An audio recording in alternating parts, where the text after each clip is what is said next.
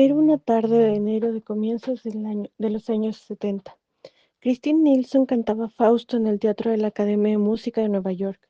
Aunque ya había rumores acerca de la construcción a distancias metropolitanas bastante remotas, más allá de la calle 40, de un nuevo teatro de la ópera que competiría en suntuosidad y esplendor con los de las grandes capitales europeas.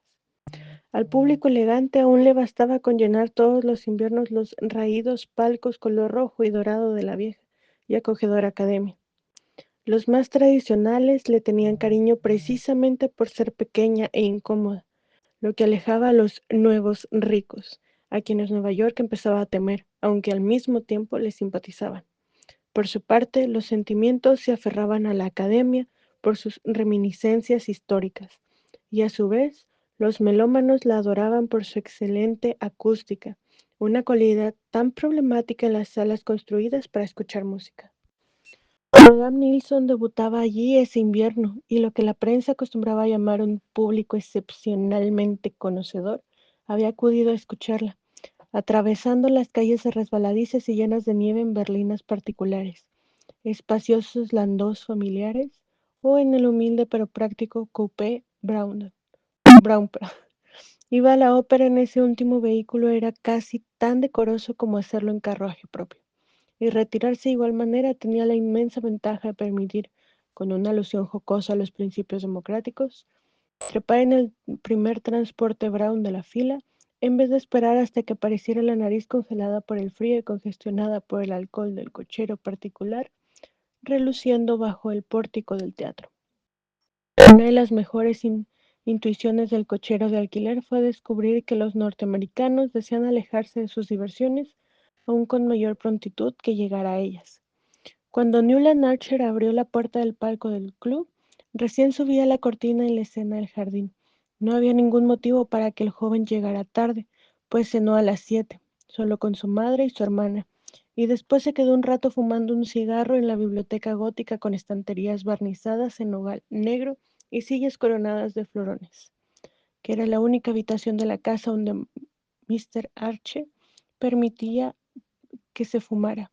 Pero en primer lugar, Nueva York era una metrópolis perfectamente consciente de que en las grandes capitales no era bien visto llegar temprano a la ópera, y lo que era o no era bien visto jugaba un rol tan importante en la Nueva York de Newland Archer como los inescrutables y ancestrales seres terroríficos que habían dominado el destino de sus antepasados miles de años atrás.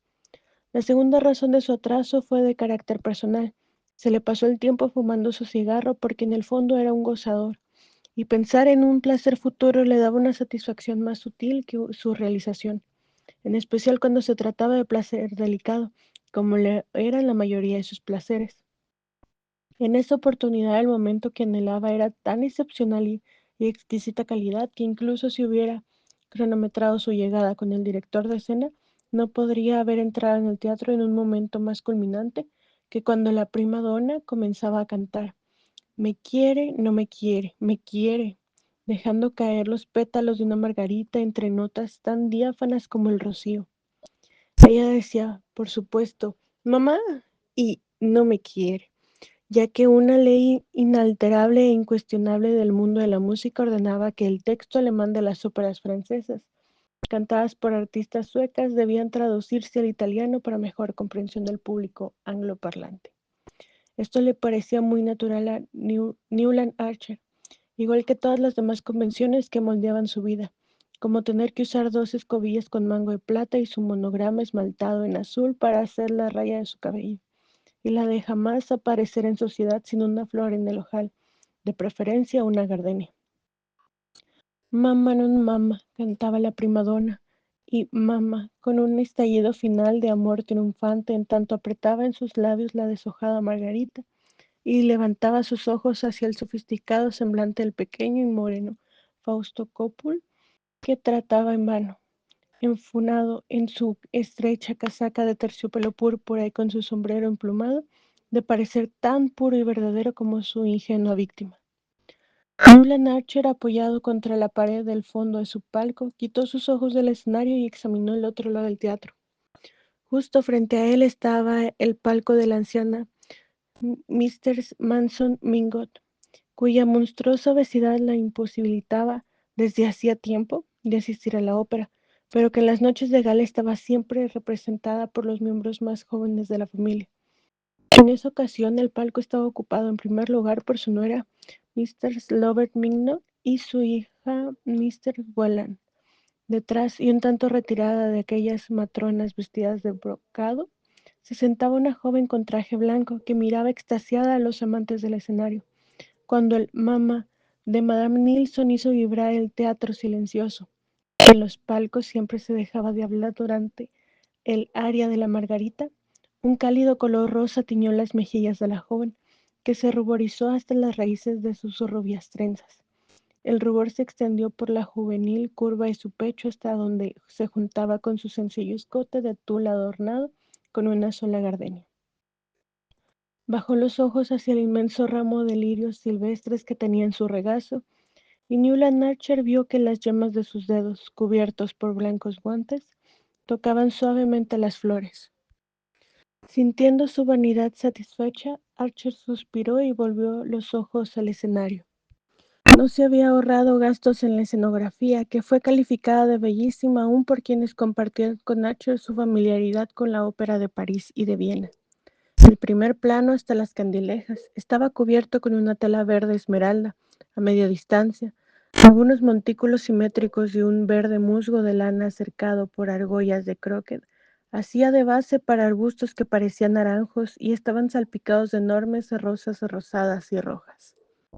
Gigantescos pensamientos, muchísimo más grande que las rosas y muy parecidos a las limpiaplumas florales que hacían las señoras de la parroquia para los clérigos elegantes, sobresalían del musgo bajo los rosales. Y aquí y allá una margarita injertada en una rama de rosa florecía con la exuberancia profética de los remotos prodigios de Mr. Luther Burbank. En medio de este jardín encantado, Madame Nilsson, vestida de cachemir blanco con con incrustaciones de satín pálido, de satín azul pálido, un pequeño bolso que colgaba de un cinturón azul y gruesas trenzas amarillas colocadas cuidadosamente a cada lado de su blusa de muselina, escuchaba con ojos bajos los apasionados galantes de Mr. Copple y asumía un aire de ingenua incomprensión a sus propósitos cuando éste, con palabras o gestos, indicaba persuasivo la ventana del primer piso de la pulcra casa de ladrillo que sobresalía en forma oblicua desde la ala derecha. ¡Qué adorable!, pensó Newland Archer, cuya mirada había vuelto a la joven de los lirios silvestres. No tiene idea de qué se trata todo esto. Y contempló su absorto rostro juvenil con un estremecimiento de posesión en que se mezclaba el orgullo de su propia iniciación masculina con un tierno respeto por la infinita pureza de la joven. Leeremos Fausto juntos a orillas de los lagos italianos, pensó, confundiendo en la nebulosa el lugar de su planeada luna de miel con las obras maestras de la literatura que sería su privilegio varonil enseñar a su novia. Fue recién esa tarde que May Wayland le dejó entender que ella le importaba, la consagrada frase neoyorquina de aceptación que dice una joven soltera, y ya su imaginación, pasando por el anillo de compromiso, el beso en la fiesta y la marcha nupcial, Lohengrin la ponía a su lado en algún escenario embrujado de la vieja Europa. No deseaba por ningún motivo que la futura Mrs. Newland Archer fuera una inocentona. Quería que ella, gracias a su esclarecedora compañía, adquiriera tacto social y un ingenio rápido que le permitieran hacer frente a las mujeres casadas más admiradas del mundo joven, en el que se acostumbraba a traer el homenaje masculino y rechazarlo en medio de bromas. Si hubiera escudriñado hasta el fondo de su vanidad, como casi lo hacía algunas veces, habría descubierto el deseo de que su esposa fuera tan avesada en las cosas mundanas y tan ansiosa de complacer como aquella dama casada cuyos encantos dominaron su fantasía durante 2 años bastante agitados. Por supuesto que sin una pizca de la fragilidad que casi echó a perder la vida de ese ser infeliz y que trastornó sus propios planes durante todo un invierno. ¿Cómo creer aquel milagro de fuego y hielo que perdurara en un mundo tan cruel? Era algo que nunca se dio el tiempo de pensar, pero se alegraba de mantener este punto de vista sin analizarlo, ya que sabía que era el de todos aquellos caballeros cuidadosamente peinados, de chaleco blanco, flor en el ojal, que se sucedían en el palco del club, que intercambiaban amistosos saludos con él y volvían sus anteojos de teatro para mirar críticamente el círculo de damas. En asuntos intelectuales y artísticos, Newland Archer se sentía claramente superior entre esos escogidos especímenes de la antigua aristocracia neoyorquina. Probablemente había leído más, pensado más, e incluso visto mucho más del mundo que cualquiera de los hombres del numeroso grupo. Por separado, estos dejaban traslucir su inferioridad, pero agrupados se representaban en Nueva York, y el hábito de solidaridad masculina hacía que Archer aceptara su doctrina en todos los aspectos llamados morales. Instintivamente sentía que al respecto sería fastidioso y hasta de mal gusto correr con colores propios. Vaya, no puedo creerlo, exclamó Lawrence Lefferts, apartando abruptamente del escenario sus anteojos del teatro. Lawrence Lefferts era, por sobre todo, la máxima autoridad en cuestiones de formalidades de toda Nueva York. Probablemente dedicaba más tiempo que nadie al estudio de esta intrincada y fascinante materia, pero el solo estudio no explicaría su absoluta maestría y facilidad. Bastaba mirarlo desde la amplia frente y la curva de su hermoso bigote rubio hasta los largos zapatos de charol al otro extremo de su esbelta y elegante silueta para sentir que el conocimiento de las formalidades debía ser congénito en alguien que sabía usar ropa tan buena con tanta soltura y lucir tal estatura con una gracia tan lánguida. Como dijo una vez un joven admirador suyo, si hay alguien que pueda decirle a otro cuándo debe usar corbata negra con traje de etiqueta y cuándo no, ese es Larry Lefferts. Y en la controversia que hubo entre el uso de escarpines y zapatos Oxford de charol, su autoridad jamás fue discutida. Dios mío, suspiró, y en silencio le pasó los anteojos al anciano Sillerton Jackson. Newland Archer, siguiendo las miradas de Lefferts, vio con sorpresa que su exclamación era ocasionada por la entrada de una nueva persona al palco de Mr. Smingot. Era una mujer joven y delgada, un poco más baja que May Wayland, de cabello castaño peinado en rizos pegados a las sienes y sujeto por una fina banda de diamantes. El estilo de su peinado, que le daba lo que entonces se llamaba estilo Josefina, se repetía en el corte de su traje de terciopelo azul oscuro que se ceñía en forma bastante teatral bajo el busto, con un cinto adornado con una enorme y anticuada hebilla. La mujer que llevaba este inusual vestido y que parecía absolutamente inconsciente de la atención que atraía, se quedó parada un momento en medio del palco hablando con Mr. Wayland sobre la conveniencia de tomar un lugar en el rincón frontal de la derecha. Luego renunció con una sutil sonrisa y se sentó junto a la cuñada de Mrs. Wayland, Mrs. Lovell Mingot, instalada al otro extremo del palco. Mr. Sillerton Jackson había devuelto los anteojos a Lawrence Lefferts.